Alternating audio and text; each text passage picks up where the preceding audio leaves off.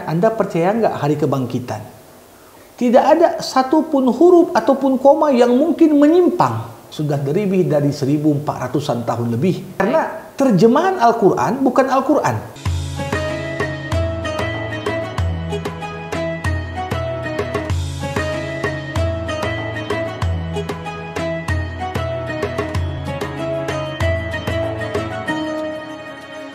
Bismillahirrahmanirrahim. Assalamualaikum warahmatullahi wabarakatuh. Sahabat Al-Quran, senang sekali Widya kembali bertemu dalam menyelami rahasia pesan Al-Quran bersama teman-teman semuanya. Kita akan belajar mengenai apa saja makna-makna yang terkandung di dalam Al-Quran. Seperti biasa, kalau kita mau belajar mentadaburi Al-Quran, tentunya kita nggak boleh sendirian, harus ada guru yang mendampingi kita.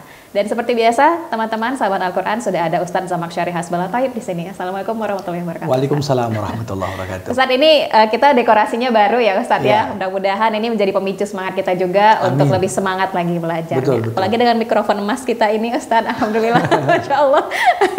Oke, sahabat Al-Quran, di episode hari ini kita akan membahas mengenai surah Al-Hijr. Nah, kira-kira apa saja sih makna-makna yang terkandung di dalam surah ini?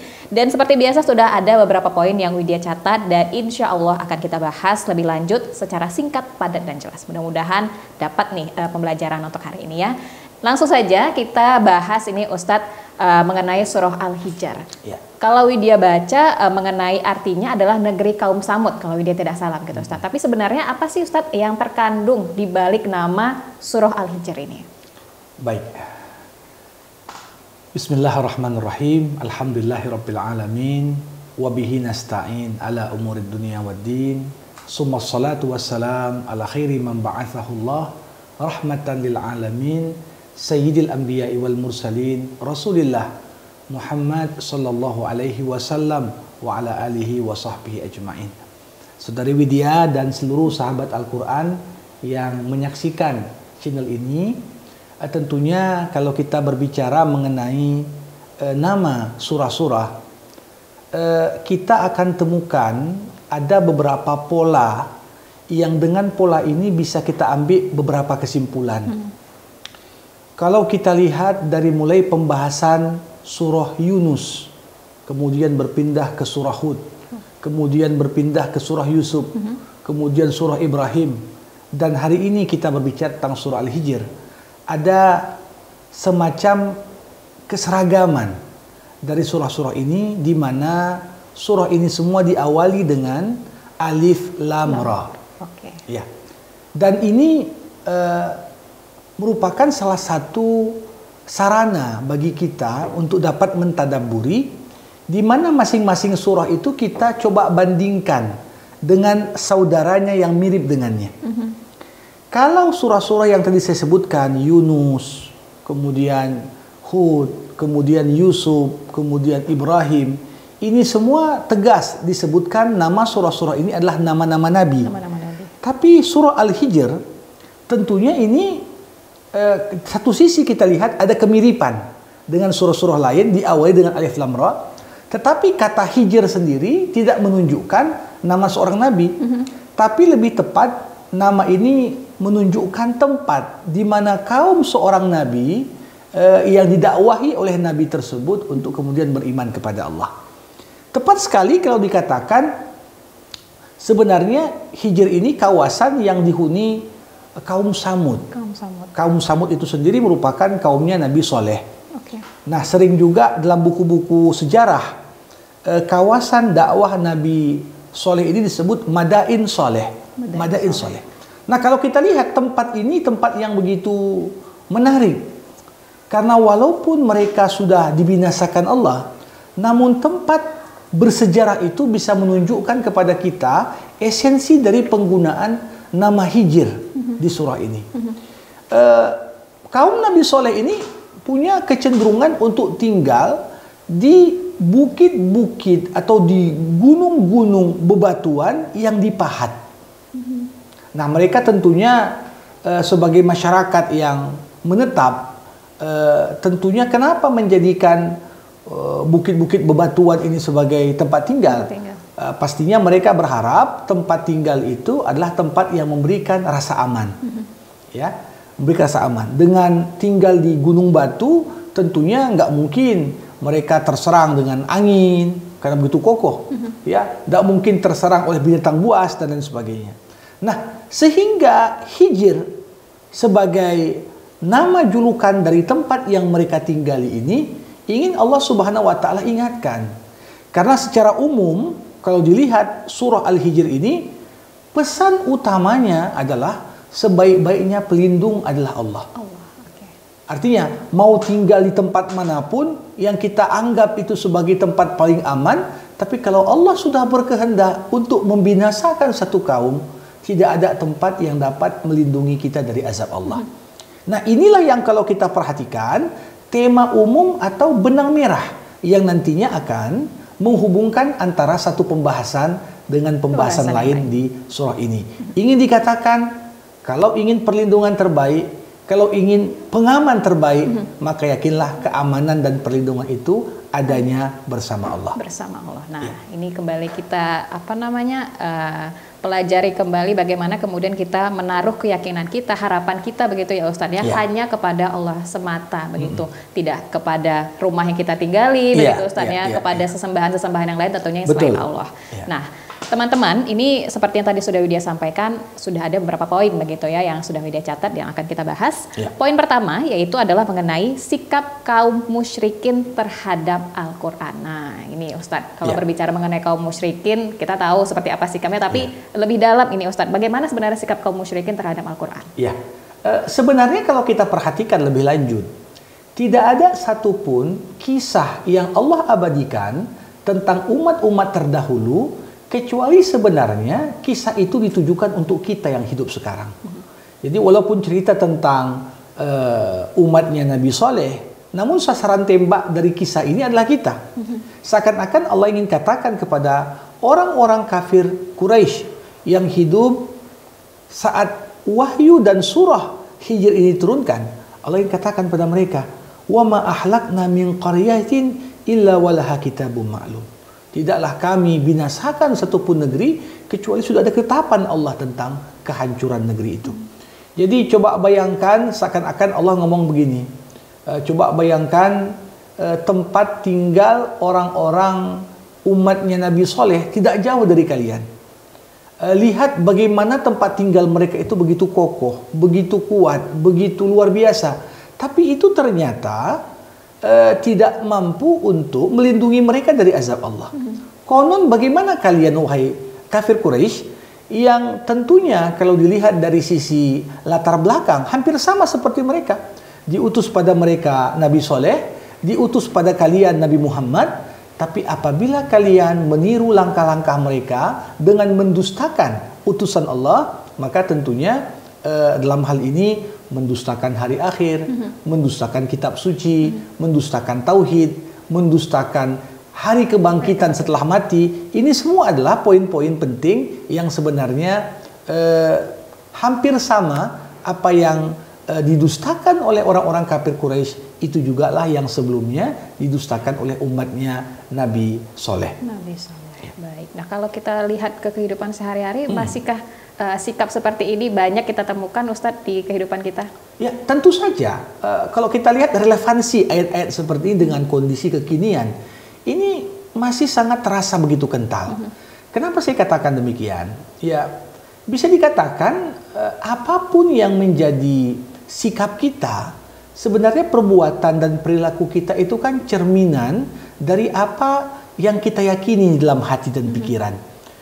Mungkin sebagian orang kalau ditanya, Anda percaya nggak hari kebangkitan? Rata-rata semuanya akan ngomong, kami percaya. Tapi kalau kita lihat, kebanyakan yang tidak mendustakan secara lisan, namun kalau dilihat dari sisi perbuatannya, mereka mendustakan hari kebangkitan itu secara tidak langsung. Ya, sebagai contoh, mohon maaf, orang yang korupsi, kalau ditanya, yakin nggak ada akhirat? Yakin. Ngomong yakin. Tapi ketika dia korupsi, dan dia menyalahgunakan kekuasaannya. Nah, di momen itu sebenarnya dia sedang mendustakan akhirat. Kalau terbayang di pikirannya ketika mengambil harta yang bukan haknya, dia akan ditanya Allah nanti atas apa yang dilakukan. Tentunya dia akan mengurungkan niat untuk korupsi. Begitulah esensinya. Jadi semua konsep-konsep agama Mungkin kita tidak akan mendustakannya secara lisan. Kita mengakui. Tapi terkadang di dalam hati dan pikiran kita masih menganggap sholat itu tak penting. Zakat itu tak penting. Haji itu buang-buang uang. Ini kadang-kadang tak terucap. Tetapi dari sisi pikiran dan perilaku, kadang-kadang pemikiran seperti inilah yang muncul di benak banyak dari pribadi muslim saat ini. Nah, jadi di sini yang sangat berbahaya sebenarnya, bukan mendustakan secara lisan, tapi kita mendustakan secara perbuatan dan sikap kita. Oke, Masya Allah.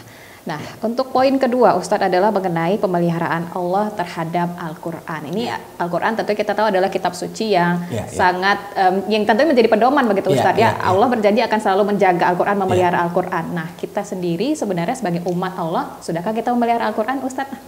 Ya, jadi ini salah satu keistimewaan Al-Quran jika kita bandingkan dengan kitab-kitab suci sebelumnya.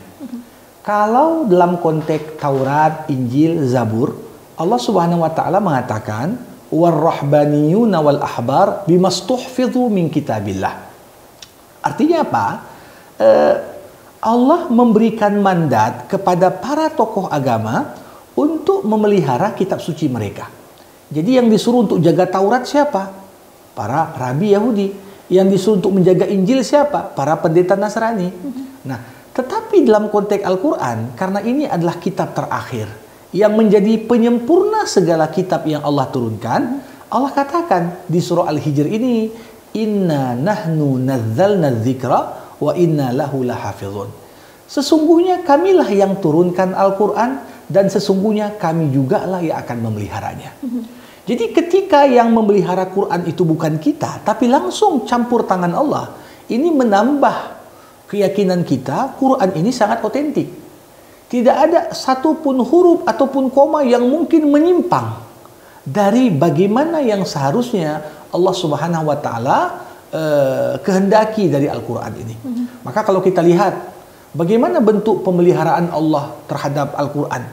Misalnya, Quran satu-satunya kitab suci yang mudah untuk dihafal. Bayangkan, di dunia Islam itu banyak Muslim non-Arab yang mungkin satu kata dalam bahasa Arab pun dia tak ngerti.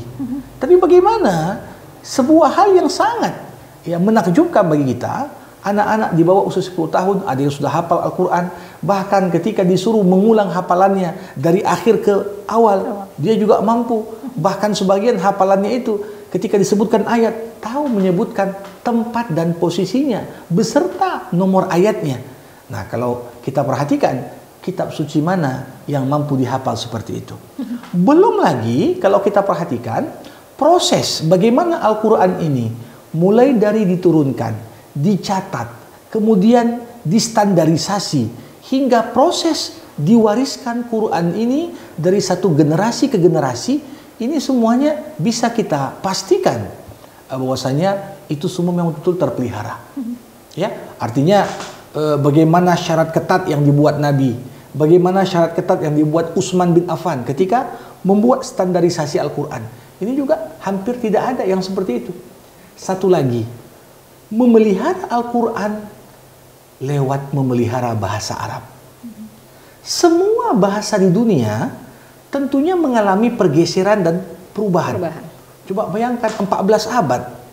Kita saja antara ejaan yang disempurnakan dengan ejaan sebelum disempurnakan, dan ini dalam jangka waktu yang masih kurang dari 100 tahun sudah banyak perubahan kosakata dalam bahasa Melayu dan bahasa Indonesia.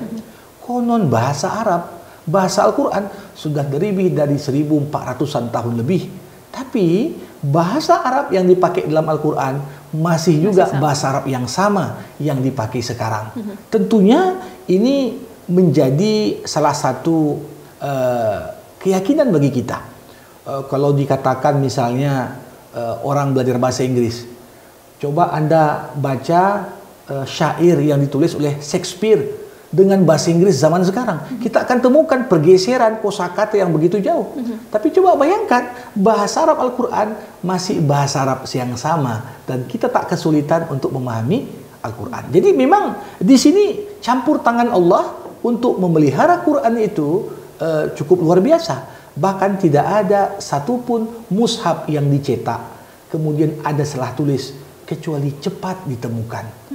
Sehingga menutup pintu terhadap klaim-klaim yang mengatakan ada surah Al-Quran yang dihapus, ada ayat yang dihilangkan, dan tentunya segala tuduhan-tuduhan itu seperti yang disampaikan beberapa kelompok dan sekte sesat dalam hal ini tentunya tak dapat dibuktikan. Sampai saat ini Quran diyakini otentitasnya sebagaimana saat Allah turunkan pertama kali. Dan sampai kapanpun Al-Quran dengan bahasa Arab tidak akan berubah begitu tak Ustaz berubah, ya? Ya, karena terjemahan Al-Quran bukan Al-Quran. Ya, jadi misalnya Injil, Injil ataupun Bible, ini Injil yang turun kepada Isa dalam bahasa apa? Dalam banyak buku sejarah disebutkan bahasa diturunkan Injil itu bahasa Syriani, tapi sekarang bahasa ini sudah punah. Ya, bahkan kalau kita merujuk kepada versi Injil tertua itu dalam bahasa Latin. Ketika dibandingkan versi Injil tertua dengan versi Injil dengan bahasa-bahasa yang banyak saat ini, kita akan temukan ketidakkonsistenan pada penterjemahan. Makanya terjemahan Al-Quran bukan Al-Quran. Baru dianggap berpahala membaca kalau kita membaca versi Arabnya, bukan versi terjemahannya. Versi terjemahan sekedar untuk membantu kita memahami pesan ayat. Oke, tapi kemudian untuk memelihara Al-Quran ini tentunya menjadi kewajiban kita semua, Ustadz, betul, ya, sebagai umat Muslim. Makanya di sini juga kita mendorong sahabat-sahabat Quran semua sambil baca Quran, sambil tanamkan semangat untuk belajar bahasa Arab. Karena bagaimanapun juga bahasa Arab adalah bahasa agama kita. Ya, dengan kita paham bahasa Arab, maka akan semakin dekat kita dengan pemahaman Al-Quran. Oke, jadi lebih semangat lagi ya. Jadi malu. Oke, kita ke poin ketiga, Ustadz, yaitu mengenai umat-umat terdahulu mendustakan nabi-nabi mereka. Nah, kalau kita melihat nih kisah-kisah nabi, tentunya perjuangan nabi itu sangat luar biasa ya, Ustadz. Dan banyak tentunya kisah-kisah nabi yang di situ menjelaskan bagaimana umat-umatnya mendustakan nabi-nabi. Nah, di sini yang bisa dijelaskan ini, Ustadz, seperti apa umat-umat terdahulu mendustakan nabi-nabi mereka. Jadi kalau kita melihat bagaimana Allah Subhanahu wa Ta'ala bercerita di dalam surah Al-Hijr ini, sebenarnya sebelum bercerita tentang kisah nabi-nabi terdahulu, Allah ceritakan pendustaan pertama yang terjadi di antara makhluk Allah. Itulah makanya di surah Al-Hijr ini diabadikan kisah bagaimana iblis laknatullah menolak untuk sujud kepada Adam. Ini kisah pembuka yang untuk menggambarkan kepada kita semua yang menolak kebenaran sebenarnya dia sedang mengikuti langkah iblis. Semua yang tak mau patuh pada perintah Allah sebenarnya dia hanyalah perpanjangan dari apa yang sudah dilakukan oleh iblis. Dan alasan iblis itu kan diabadikan di sini. Ketika Allah Subhanahu wa Ta'ala mengatakan fasajadal malaikatu kulluhum ajma'un illa iblis aba ayyakuna ma'as sajidin. Semua malaikat ketika diperintahkan sujud kecuali iblis. Dia enggan untuk menjadi bersama malaikat yang sujud. Kemudian Allah bertanya kepada iblis, "Ya iblis, malaka alla takuna ma'as sajidin?" Kenapa kau tak mau sujud wahai iblis? Disinilah kita akan lihat semua alasan orang yang mendustakan seruan kebenaran tak jauh beda dengan alasan iblis. Apa kata iblis? Qala lam akun li asjuda li basyarin khalaqtahu min salsalin min hama'in masnun. Bagaimana aku sujud kepada kaum, kepada makhluk yang kau ciptakan dari tanah liat yang dibakar. Jadi nampak bagaimana iblis ini merendahkan Adam dengan melihat asal usulnya. Siapa dia? Asal usulku lebih terhormat daripada Adam. Nah, kalau kita lihat Nabi Muhammad kenapa didustakan di Mekah? Didustakan karena merasa Muhammad ini anak yatim, ayahnya tidak kaya, tidak punya kedudukan tinggi, sehingga banyak orang beralasan, aku lebih pantas jadi nabi daripada Muhammad. Muhammad lihat uangnya pun tak ada, lihat dia dilahirkan sebagai yatim, lihat bagaimana posisi sosialnya. Jadi pemuka-pemuka Quraisy yang tinggal di Mekah hampir sama dengan apa yang disebutkan oleh iblis tadi. Begitu juga yang terjadi pada umat-umat terdahulu. Sebagai contoh di surah Al-Hijr ini kan diceritakan kepada kita bagaimana Ashabul Aikah dan Ashabul Hijr. Itulah umatnya Nabi Soleh alaihissalam. Pertama mereka melihat pengikut-pengikut soleh itu rata-rata dari golongan ekonomi lemah. Dan hampir rata kalau kita lihat dalam sejarah selalu pengikut Nabi dan Rasul ini kan orang-orang miskin, orang-orang termarginalkan, orang-orang yang menuntut pembelaan dan keadilan. Mereka lah yang mengikuti seruan para Nabi. Di sisi lain, selalu yang menolak seruan Nabi itu siapa? Orang-orang yang ingin mempertahankan status quo. Artinya, keistimewaan yang selama ini mereka nikmati secara sosial, dari kedudukan, pangkat, harta, mereka tidak ingin berubah. Mereka khawatir betul, kalau sekiranya seruan Nabi ini disahuti orang banyak, maka selama ini privilege atau hak-hak istimewa yang mereka punya, ini akan sirna dan hilang. Nah, disinilah yang ingin Allah sampaikan, bahwasanya lewat kisah ini, kisah umat terdahulu, bahwasanya seruan kebenaran itu selalu mendapatkan penolakan. Ya, bukan hanya Nabi Muhammad, tapi Nabi Lut sebelumnya, Nabi Soleh sebelumnya. Dan di sini yang paling menarik, penutup dari dialog antara iblis dan Allah. Ketika iblis berkata, Qala Rabbi fa'anzirni ila yaumi yub'atsun. Ya Allah, berikan aku tenggat waktu. Jangan kau wafatkan aku terlalu cepat. Berikan aku masa hidup hingga nanti datang hari kiamat. Jadi makhluk yang paling panjang nyawanya siapa? Iblis. Nah, karena iblis dari zaman Adam sampai sekarang masih hidup.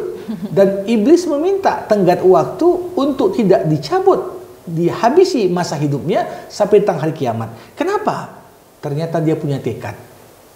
Ya, qala Rabbi bima aghwaytani la uzayyinanna lahum fil ardi wa la ughwiyannahum ajmain. Ya Allah, karena perintahmu untuk aku sujud kepada Adam itu membuatku sesat dan keluar dari jalanmu, aku tak akan biarkan keturunan Adam bisa selamat dari godaanku. Dan dia katakan di sini, jadi dendam kesumat ini itulah sebenarnya tanpa kita sadari mereka-mereka yang mendustakan seruan kebenaran ini sebenarnya terpedaya dengan tipu daya iblis yang sebenarnya ingin mencari teman sebanyak-banyaknya di neraka kelak. Dan Allah katakan sebagai penutup, sebagai pegangan kita, Allah katakan terhadap seruan iblis itu, inna ibadi laisa laka alaihim sultan illa manittaba'aka minal ghawin. Sesungguhnya hamba-hamba yang betul-betul beribadah kepadaku, kau iblis tak punya kuasa dan akses untuk menyesatkan mereka kecuali hamba-hambaku yang sesat. Ya, jadi dalam hal ini ibadah kita menyahuti seruan kebenaran yang disampaikan para nabi, itulah sebenarnya kunci kita bisa selamat dari tipu daya iblis. Oke, jangan sampai malah kita jadi membernya iblis ini ya Ustadz ya, jadi anggota-anggotanya iblis. Jadi hati-hati kita berkaca lagi dengan sikap kita, dengan perlakuan kita. Sudahkah kita mengikuti jalan kebenaran? Kalau kita kemudian mengikuti jalan kesesatan, nah udah nampak ini ya Ustadz ya, sepertinya kita anggota dari iblis gitu. Oke, kita ke poin selanjutnya Ustadz, yaitu mengenai kisah tetamu Ibrahim dan kabar mengenai Nabi Lut. Ini kabar seperti apa Ustadz, dan tetamu Ibrahim ini maksudnya bagaimana Ustadz? Jadi dikisahkan di surah Al-Hijr ini, Nabi Ibrahim pada suatu malam dikunjungi malaikat yang berwujud manusia. Mereka bertamu ke rumah Ibrahim. Dan di sini digambarkan bagaimana Ibrahim alaihi salam dalam hal ini menjamu tamunya dengan sebaik-baiknya. Dan itulah gambaran bagaimana seharusnya kita sebagai tuan rumah memuliakan para tetamu. Dikatakan dalam sebuah hadis, siapa yang beriman kepada Allah, beriman kepada hari akhir, hendaklah kita memuliakan para tetamu kita. Nah, di sini kemudian ternyata malaikat itu menyampaikan dua berita. Berita pertama disampaikan pada Ibrahim dan istrinya Sarah, bahwasanya Sarah akan segera hamil. Dan ini merupakan berita gembira tentunya. Karena di momen itu Ibrahim sudah menikah dengan istri keduanya Hajar dan sudah melahirkan anak. Dan jarak antara lahirnya Ismail dan Ishak itu cukup lama juga. Jadi artinya di sini penantian seorang Sarah untuk dapat memiliki keturunan dari suaminya Ibrahim kemudian tersampaikan lewat kedatangan tamu. Maka sering ada ungkapan kita, tamu itu bawa berkah kan gitu. Kadang-kadang bawa kabar gembira, bawa hal, dan itu juga terjadi. Nah, makanya dikatakan stressing point di kisah ini, wa may yaqnut min rahmati rabbih illa dhalun. Tidaklah putus asa dari rahmat Allah kecuali orang-orang yang sesat. Kita sebagai orang yang beriman, sesulit apapun kondisi, tidak boleh kita putus asa. Nggak boleh putus asa. Tetap kita coba cari poin-poin yang memungkinkan kita membangkitkan optimisme kita. Karena memang Allah tidak suka kecuali orang-orang yang optimis. Yakin sama Allah. Yakin sama Allah. Jadi seperti Sarah tadi, sudah berapa tahun berumah tangga, belum juga punya keturunan, akhirnya terjawab. Jadi tentunya dalam hal ini ikhtiar kita, doa kita pasti akan dijabah Allah. Kapan waktunya? Allah lah yang paling tahu mana yang terbaik untuk hambanya.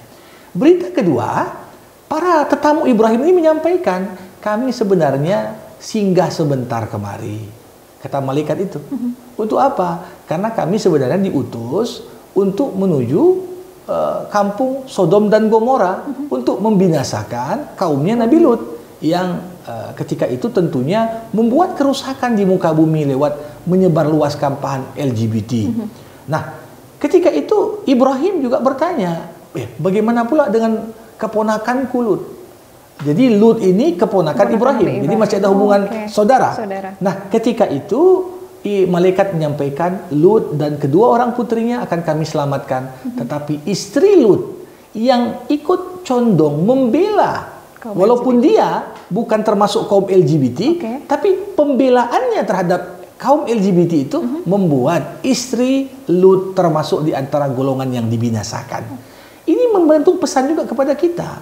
Kadang-kadang kita ini tak ikut berbuat kemungkaran, tapi kita mendukung. Kecenderungan dan pembelaan kita terhadap hal yang salah ini dianggap kita satu barisan dan satu grup bersama orang-orang yang ikut berbuat kemungkaran. Maka dari itu, selemah-lemahnya iman, walaupun kita tak berani mengingkari kemungkaran dengan mulut, minimal kita ingkari dalam hati. Kita benci perbuatan itu supaya kita lepas dari azab Allah. Oke, jangan malah kebanyakan kita saya nggak suka, tapi diam-diam begitu ada dalam hati, boleh juga nih. Oke, ini luar biasa sekali ya teman-teman semuanya. Banyak tentunya makna ataupun pesan-pesan yang sudah kita coba jelaskan di sini. Atau mungkin Ustadz ada sedikit kesimpulan yang bisa disampaikan Ustadz mengenai surah Al-Hijr ini? Iya, kalau kita ambil benang merah dari awal hingga akhir, ya tentunya keselamatan kita adalah ketika kita mengikuti apa yang Allah minta dari kita. Dan ini sesuai dengan salah satu hadis. Pernah suatu masa seorang sahabat itu datang, Rasul tolong berikan kepadaku satu pesan, kalau bisa jangan panjang-panjang katanya. Waktu itu Rasulullah menjawab, katakan aku beriman kepada Allah, kemudian istiqomahlah engkau. Sahabat itu bertanya lagi, kalau aku tak mampu istiqomah macam mana Rasul? Rasulullah mengatakan, kalau kau tak mampu istiqomah, siap-siaplah dapat cobaan. Jadi cobaan dalam hidup itu sebenarnya buah dari ketidakmampuan kita secara konsisten menerapkan aturan Allah. Pasti akan datang cobaan kanan kiri. Maka di sini kita perlu menyampaikan yang benar. Dan penutup surah Al-Hijr ini menggambarkan kepada kita. Allah Subhanahu wa taala mengatakan, walaqad na'lamu annaka yadiku sadruka bima yaqulun. Kami tahu Muhammad, hatimu merasa sempit karena penolakan, pendustaan orang-orang terhadap Islam dan kebenaran yang kau bawa. Tapi apa kata Allah? Obat supaya hati kita tak merasa sempit, sesak melihat apa yang terjadi yang tak sesuai dengan aturan agama. Fasabbih bihamdi rabbik. Perbanyaklah bertasbih kepada Tuhanmu. Wakum minas sajidin. Jadilah kau bersama orang-orang yang sujud. Artinya kita disuruh bertasbih dan disuruh sholat berjemaah. Ya. Dan penutup, wa'bud rabbaka hatta ya'tiyakal yakin. Tetaplah kau beribadah kepada Tuhanmu sampai kematian datang menjemputmu. Jadi bukan berarti kalau udah umur sekian udah nggak perlu lagi ibadah lah. Kita masih diwajibkan untuk beribadah sampai kematian datang menjemput kita. Itulah dari lahir hingga wafat kita dalam konteks proses ibadah kepada Allah. Oke, baik. Nah, jangan malah ibadahnya nanti udah umurnya udah agak menua begitu Ustaz. Kalau masa muda bisa nih main-main dulu, itu bukan alasan ya Ustaz. Jadi dari kita lahir sampai kita kemudian menutup ajal kita begitu Ustaz, sampai ajal kita diambil oleh Allah Subhanahu wa taala. Nah, teman-teman sudah selesai ya kita membahas mengenai surah Al-Hijr hari ini. Poin-poinnya sudah dapat tadi Ustadz, banyak makna yang kita bisa ambil dari surah Al-Hijr ini. Intinya adalah bagaimana kita bisa kembali meyakinkan diri kita, menetapkan hati kita untuk mantap berada di jalan yang lurus, istiqomah dan yakin kepada Allah Subhanahu wa taala. Seperti biasa jangan lupa like, komen, dan subscribe YouTube channel kita. Mudah-mudahan semakin banyak teman-teman yang ikut belajar mengenai makna-makna yang terkandung di dalam Al-Quran. Kita akan kembali lagi di episode selanjutnya. Wabillahi taufiq wal hidayah. Wassalamualaikum warahmatullahi wabarakatuh.